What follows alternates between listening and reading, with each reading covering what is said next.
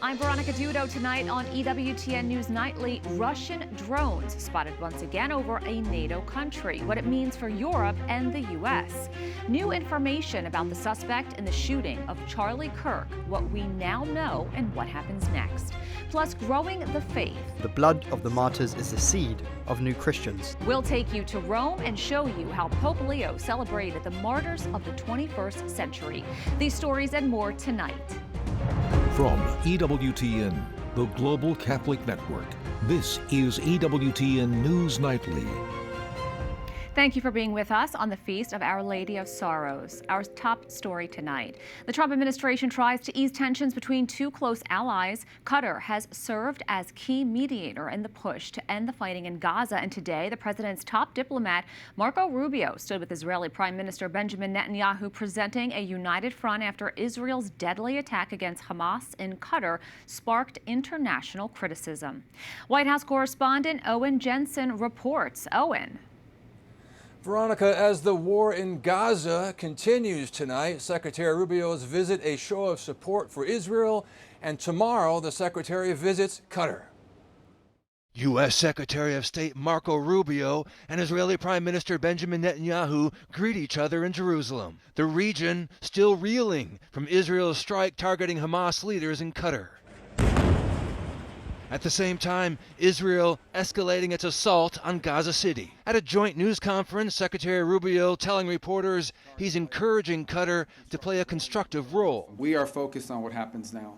What happens next? What role can Qatar play possibly in reaching an outcome here that leads not just to the end of this hostilities, not just to the release of all of the hostages, both living and deceased, not just the disarmament and elimination of Hamas, but also a better future for the people of Gaza.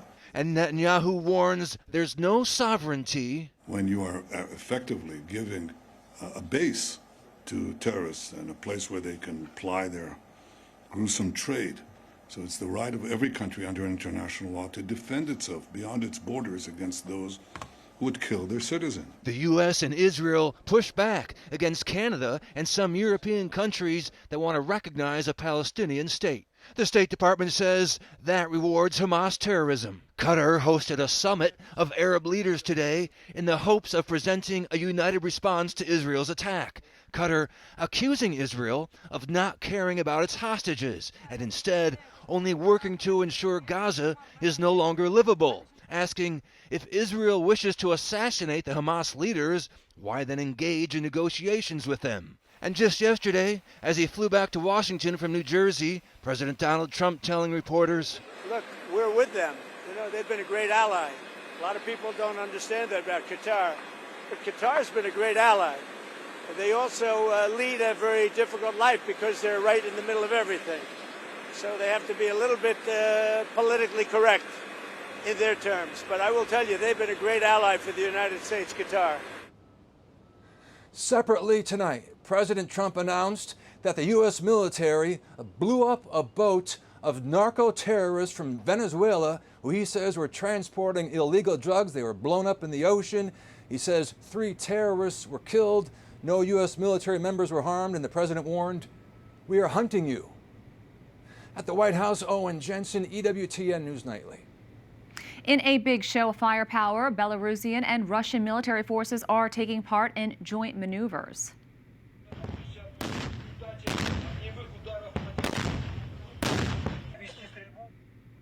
These planned exercises are conducted every 4 years. Both Moscow and Minsk insist the drills are designed to strengthen the security of the two countries and deter any external threats. In what may be a sign of shifting relations between the U.S. and Belarus, 2 American military officers attended the drills.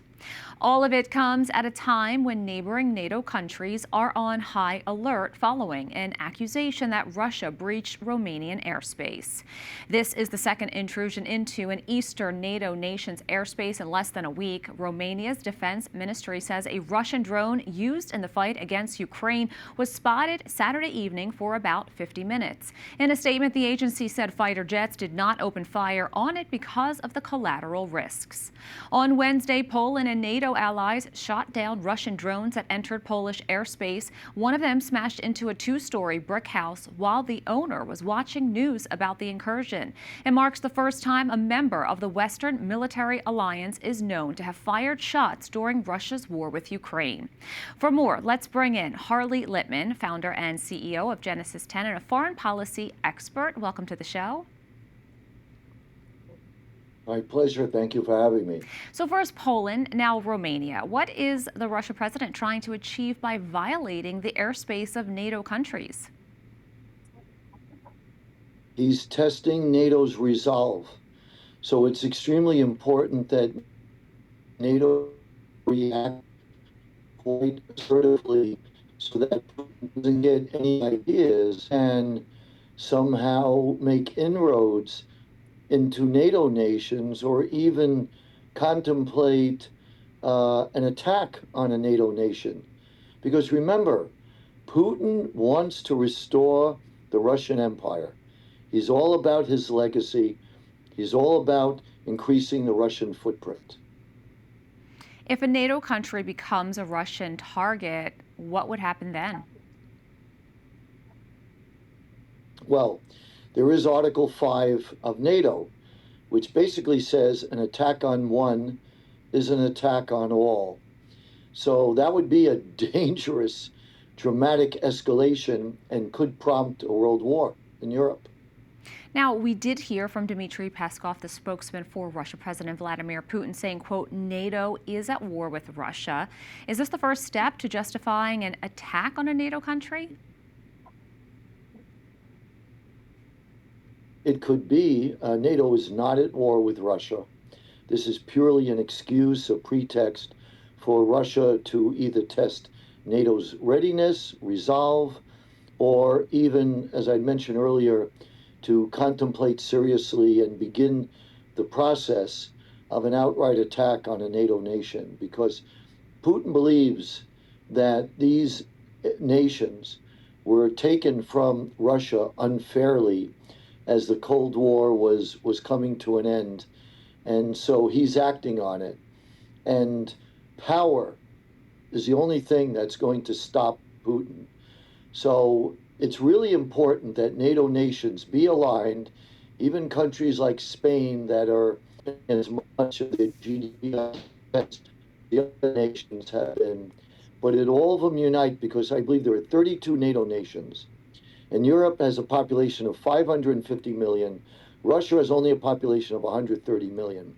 Europe could stand up to Russia, but they have to be united, and they have to have the resolve to show Putin that they're willing to go to war. Absent that, Putin may take the initiative and go to war. And that would be a tragedy of monumental proportions. Speaking about being united, in a Truth Social post over the weekend, President Trump said he will do major sanctions on Russia when all NATO nations stop buying oil from Russia. What do you think of this approach? I think it's great. You know, basically what he's saying is this conflict is in Europe's backyard. You have the most to gain and most to lose in this. So really Europe has to at least, what the United States has learned over decades is that we can't care more than our allies. And this was true whether it be Vietnam, Afghanistan, Iraq. The United States wants to see a lot of skin in the game of Europe. And if they do that, I think that'll prompt the United States to stand with Europe and to stand with NATO against Russia. Charlie Littman, thank you so much. My pleasure. The Treasury Secretary says a framework deal has been reached with China regarding the sale of TikTok. The plan would keep the social media platform operational in the U.S. Treasury Secretary Scott Bessent said the agreement completely respects U.S. national security concerns. The proposal is part of ongoing trade talks between the U.S. and China. The extended deadline of the ban is set to expire this week. President Trump says he will speak with Chinese President Xi Jinping on Friday. In Washington, there is bipartisan bipartisan lawmakers supporting and introducing the Stem Cell Therapeutic and Research Authorization Act of 2025. The purpose is to secure more than $280 million over the next 5 years to fund national cord, blood, and bone marrow transplant programs. It's a big win for pro-lifers because instead of using or destroying embryos for medical treatments, it utilizes post-birth placentas and umbilical cord blood. Capitol Hill correspondent Eric Rosales joins us with more. Eric. Well, good evening, Veronica. You know, this is a really big win for those who value life. Lawmakers say that this research has saved the lives of thousands over the past 20 years, even cured certain forms of cancers. Lawmakers point out that it also funds a worldwide data bank to ensure people can find doctors and donors when they need help. Pro-life Catholic Congressman Chris Smith says that the stem cell research from discarded biological afterbirth waste is a gift from God. Stem cells or cord blood, which I just find to be a miracle. You know, God in his wisdom created a placenta and an umbilical cord to nurture and protect the precious life of an unborn child, but now we find he left behind. Stem cell research is personal to Democrat Doris Matsui, who is co-sponsoring the bill. Her husband, Congressman Bob Matsui, died of bone cancer in 2005 when bone marrow transplants weren't available. No patient ever has to hear what my husband and I heard, that there are no options. That to me is the worst possible words to hear. Now, thanks to medical research, that's changed. I talked to a leukemia survivor who says stem cell transplant was her only treatment option and used a donor registry to find a match. An unrelated donor who actually was willing to donate their stem cells to me, and you know, the rest is history. I had the transplant 11 years ago, and I'm leading a completely normal life today. Medical research indicates someone is diagnosed with a blood cancer every 3 minutes. Doctors say this bill gives patients a fighting chance. The registry gives patients and their doctors access to over 42 million potential donors in more than 760,000 cord blood units. This legislation allows doctors to go to one place to search for the best possible donor anywhere in the U.S. or in the world. Doctors say the funding of this bill doesn't raise ethical questions. It's recycling biologic material, but in no way unethical or or putting any life at risk. The delivery, the care of the mom and the baby are all per medical routine. It is important to note for us Catholics, the U.S. Conference of Catholic Bishops does support this research, saying that it is, quote, ethically acceptable because it respects life and offers hope to save lives in the future. Lawmakers tell me that they have a growing list of sponsors for the legislation, and Congress has until the end of the year to reauthorize the program. At the Capitol, Eric Rosales, EWTN News Nightly. The new U.S. ambassador to the Vatican was officially welcomed by Pope Leo. Thank you. Ambassador Brian Birch and the Holy Father discussed the ongoing wars in Ukraine and Gaza, as well as protecting religious freedom, the Vatican's relationship with China, and the AI revolution. A native of Phoenix with long ties to Illinois, Birch is married with 9 children and is the former president of CatholicVote.org. We have a lot more still to come on EWTN News Nightly, including new details. Officials share updates regarding the suspect in Charlie Kirk's killing, and a vigil for Kirk in the nation's capital draws thousands of people, including members of Congress and the Trump White House. We speak with one of the organizers.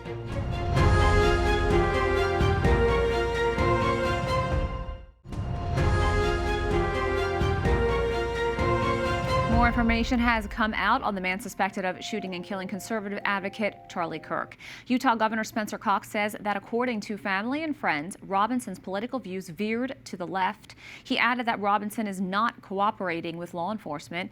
Robinson is scheduled to make his first court appearance tomorrow. Meanwhile, memorial services and prayer vigils across the country are honoring Kirk, the conservative and pro-life advocate killed last week while debating college students in Utah. Among the services was a gathering at the Kennedy Center in the nation's capital. Take that risk. Take that leap of faith. Stay involved. Trust God and act obediently. Several thousand attendees included officials from the Trump administration and around 85 members of Congress. Other memorials honoring Kirk included one at Utah Valley University, where the 31-year-old was assassinated just last week. For more, we turn to Jake Hoffman, Arizona State Senator, who helped organize yesterday's event in Washington, D.C. Senator Hoffman, thank you for joining us. Thank you for having me. So first, tell us more about yesterday. How many people were there and what was it like?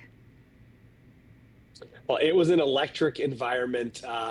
God filled that room and filled that concert hall because we could not have pulled off what came together in 48 hours without God's help. We had over 5,000 people registered to come to the event. We packed out the Kennedy Center and ended up having to turn people away, which is, I think it tracks with Charlie's life because Charlie never did anything small. What was also really amazing and probably the most powerful element of the event was that every single speaker from RFK Jr. to Tulsi Gabbard to Carrie Lake to Caroline Leavitt and so on, they all spoke about Charlie's passion for Jesus Christ.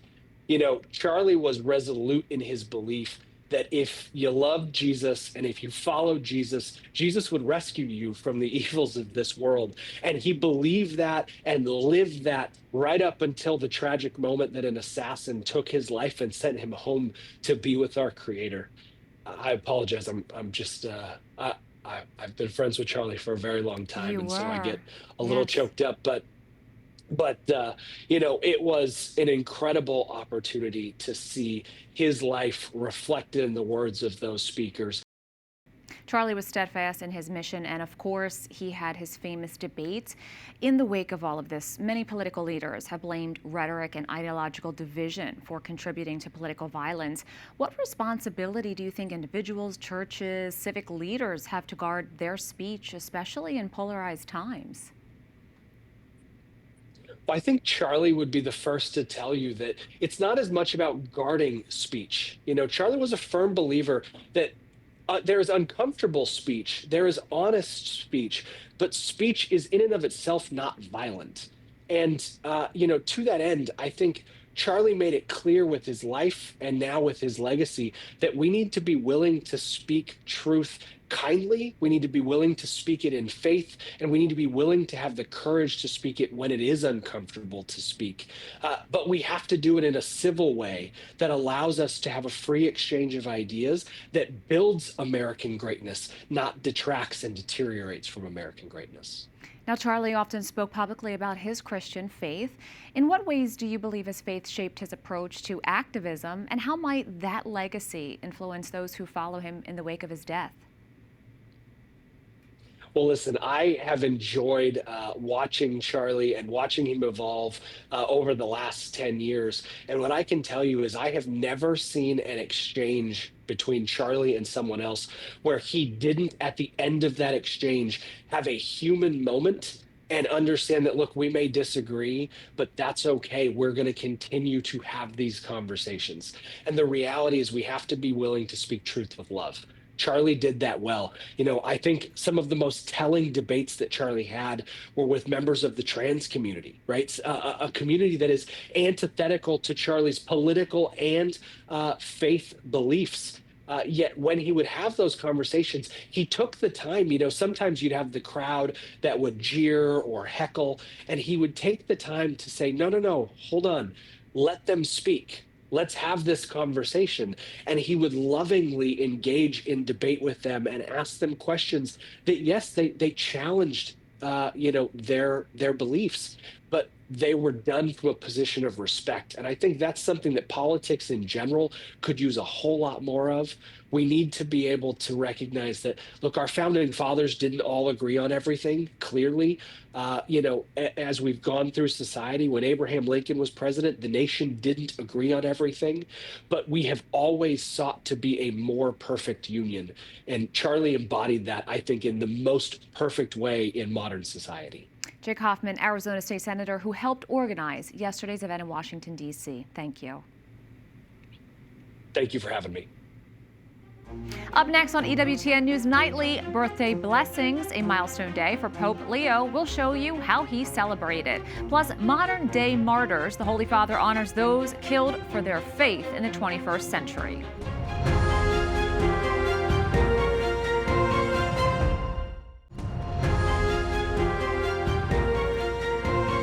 On Sunday, Pope Leo celebrated his 70th birthday with cardinals and other faith leaders who joined in singing happy birthday, raising toasts, and presenting him with a cake. The Holy See press office says Pope Leo was glad to celebrate the day with an ecumenical character and invited all to continue together as witnesses of unity, charity, and hope. Another event at the Vatican coinciding with yesterday's feast of the Exaltation of the Holy Cross honored the hundreds of martyrs and witnesses of the faith from the 21st century. EWTN Vatican journalist Benedict Sedegren has more. Since the year 2000, 1,624 Christians have been killed for their faith. Their stories have been collected over the past 25 years by bishops' conferences, religious orders, and nunciatures around the world. To commemorate their martyrdom and keep their memories alive, Pope Leo presided over an ecumenical service at the Papal Basilica of St. Paul outside the walls in Rome. Just as Christ carried his cross to Calvary, the Pope said, so too today countless men and women continue to bear the same cross through their witness to the faith. They bore witness to their faith without ever using the weapons of force and violence, but rather by embracing the hidden and meek power of the gospel. We cannot and do not want to forget. We want to remember. We do so, certain that, just as in the first centuries, so too in the third millennium, the blood of the martyrs is the seed of new Christians.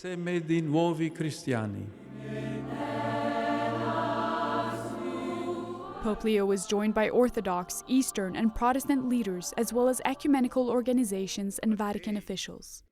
He reminded them all that martyria unto death is the truest communion possible with Christ who shed his blood, and that the very lives of the martyrs bear witness to the theme of this Jubilee year, hope.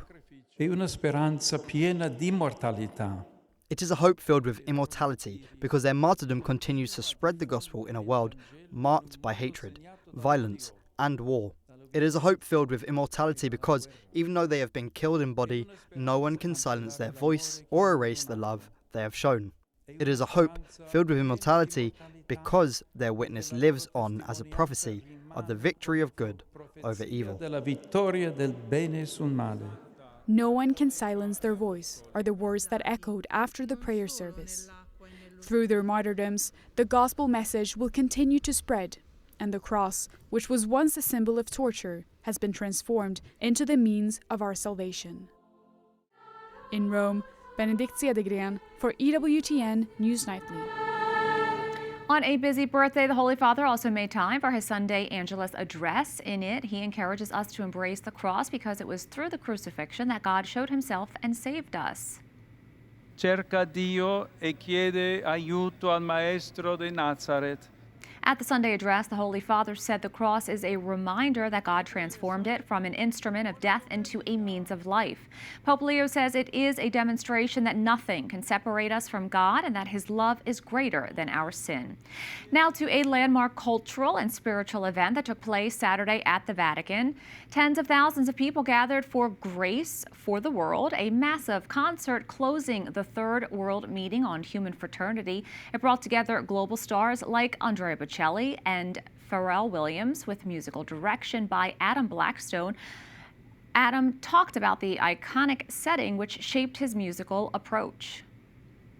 When I looked at St. Peter's Square layout for the first time, myself and Pharrell, we just kept saying, we got to go bigger, we got to go bigger. I didn't realize from not ever being there how open and massive the space was.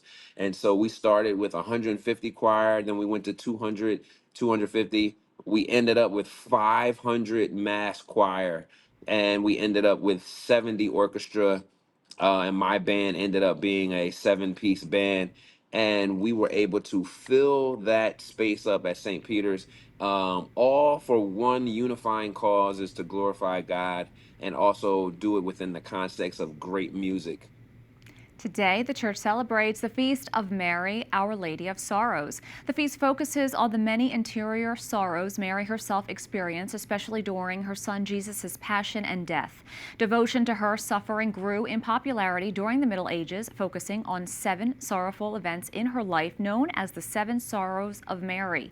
In 1814, Pope Pius VII extended the feast to the entire Latin Church.